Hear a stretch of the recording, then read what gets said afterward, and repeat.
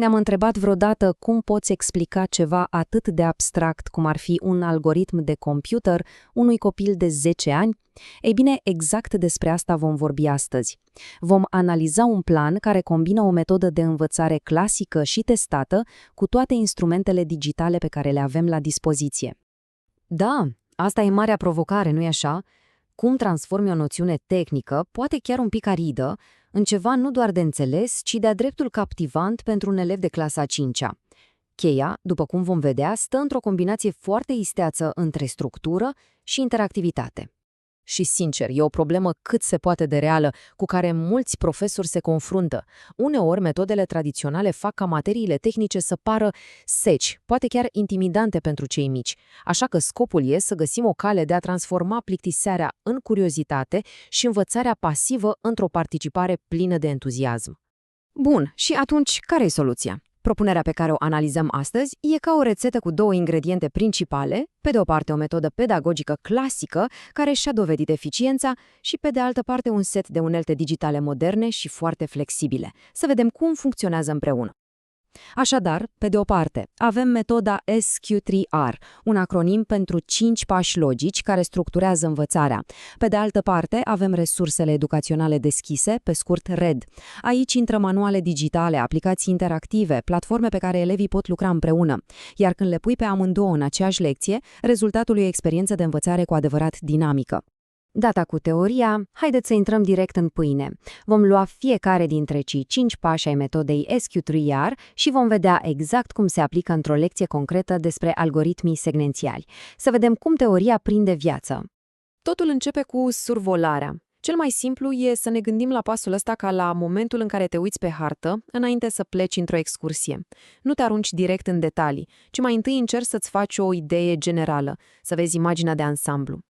Și aici intervine tehnologia care face totul mult mai ușor. Elevii pot răsfoi rapid un manual digital sau o prezentare. Se uită la titluri, la imagini, caută cuvinte cheie cum ar fi algoritm sau ordine și își formează o primă impresie despre ce urmează să învețe.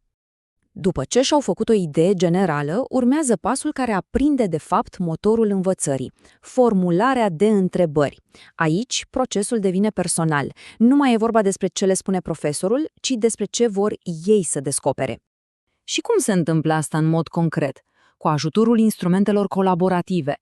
Să ne imaginăm un perete digital, un fel de panou de plută virtual unde fiecare elev își poate scrie întrebările ce înseamnă de fapt secvențial, sau ce se întâmplă dacă schimb ordinea pașilor. Dintr-o dată, clasa devine o echipă de mici cercetători.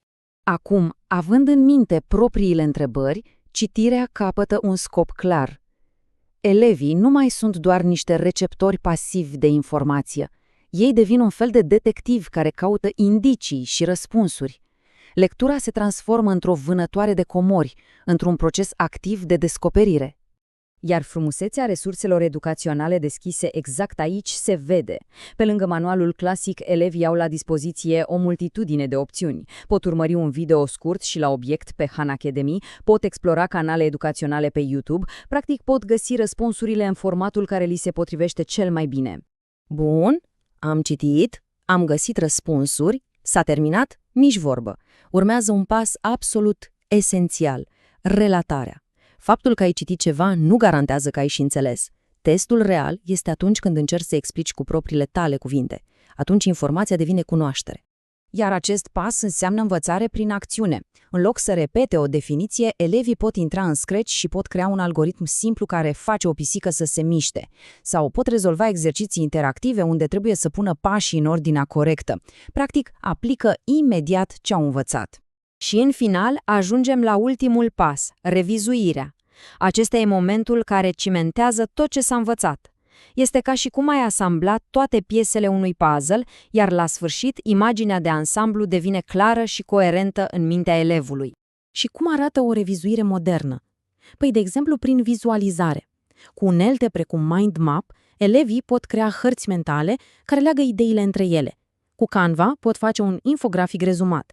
Sau, și mai simplu, pot parcurge un chestionar rapid în Google Forms ca să vadă singur ce au înțeles și unde mai au de lucru. Ok, deci am văzut cum funcționează metoda, pas cu pas. Acum, întrebarea firească este, de ce e atât de eficientă? Care sunt beneficiile reale? Ei bine, această abordare poate transforma fundamental dinamica întregului proces de învățare. Păi, hai să le luăm pe rând. În primul rând, procesul devine mult mai eficient, apoi se dezvoltă în mod natural gândirea logică, algoritmică, elevii devin mai autonomi, mai implicați, iar folosirea constantă a instrumentelor digitale le construiește, evident, competențe esențiale pentru viitor. Și mai e un aspect foarte important al acestui model, felul în care privim evaluarea. Trebuie să uităm de ideea unui test la final care doar pune o etichetă. Aici, evaluarea devine un partener în procesul de învățare, un instrument care oferă feedback în timp real și ajută la îmbunătățirea parcursului. Să ne uităm la câteva exemple. Un chestionar rapid la începutul orei poate arăta de la ce nivel pornește fiecare elev.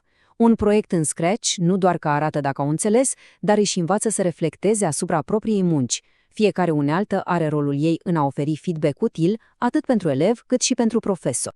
Și dacă facem un pas în spate și privim imaginea de ansamblu, ne dăm seama că nu vorbim doar despre o singură lecție, discutăm de fapt despre un model, un plan pentru educația viitorului. Un model care schimbă fundamental rolurile din sala de clasă.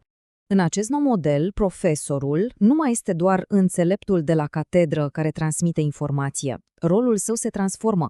El devine un facilitator al învățării, un ghid care îi îndrumă pe elevi în investigațiile lor și un mediator care îi conectează cu resursele de care au nevoie. Cred că acest citat surprinde perfect esența întregii idei. Prin această combinație, lecția se transformă într-o experiență modernă, unde elevul este în centru, iar scopul final este o învățare durabilă și o înțelegere cu adevărat profundă. Asta e, de fapt, miza.